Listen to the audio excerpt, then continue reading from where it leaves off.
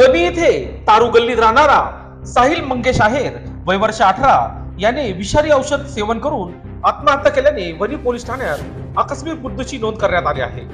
दिनांक 19 फेब्रुवारी रोजी रात्री साहिल याने आपल्याला त्रास होत असून काहीतरी औषध घेतल्याचे सांगितले. लागलीच मित्रांनी व नातेवाईकांनी त्यास वनी ग्रामीण रुग्णालयात दाखल केले. रात्री त्यावर उपचार सुरू होते. दिनांक 20 फेब्रुवारी रोजी पहाटे साहिल यास अधिकचा त्रास होऊ लागला. औषधोपचार चालू असताना सकाळी 9:30 वाजेच्या दरम्यान डॉक्टरांनी मृत्यू घोषित केले. या घटनेची खबर प्रथम आहेर यांनी वनी पोलिसांना दिली. त्यावरून पोलिसांनी पंचनामा केला. ग्रामीण रुग्णालयात उपचारात हलगर्जीपणा झाल्याची तक्रार नातेवाईकांनी केली आहे. काही काळ वातावरण तापले असता वनी सहाय्यक पोलीस निरीक्षक सुनील पाटील यांनी नातेवाईकांना समजावले व तसेच लेखी तक्रार वैद्यकीय अधीक्षक डॉक्टर BN मोरे यांच्याकडे देण्यात आली. त्यांनी नातेवाईकांना चौकशी करून कारवाई केली जाईल असे आश्वासन दिल्यानंतर शवविच्छेदन करण्यात आले व मृतदेह नातेवाईकांच्या ताब्यात दिला. साहिल मनमिळावू स्वभावाचा होता.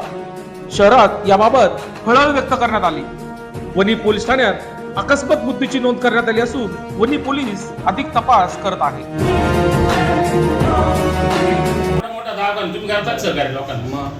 आज तुमच्यामुळे मेलाय माणूस एवढं मी डायरेक्ट 100% गॅरंटेड सांगतो.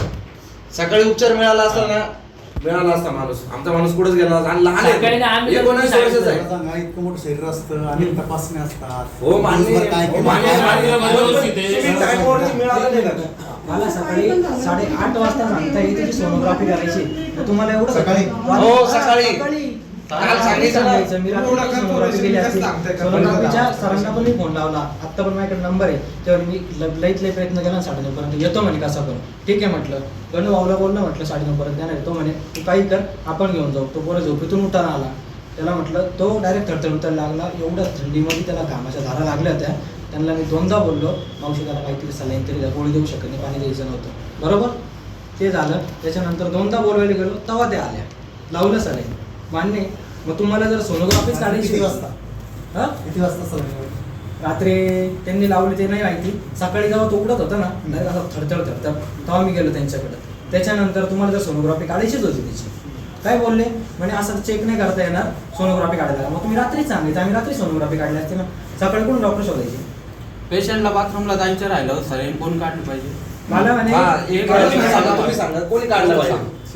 सिस्टर काय उत्तर देत आहे? तुम्ही काढा भाऊ घेऊन जा. त्याला बाथरूमला घेऊन गेला. तिचा नंबर द्या ना, तिला बोलून घ्या. सगळी तक्रार. लोकशास्त्र न्यूज साठी वनी प्रतिनिधी सागर मोड.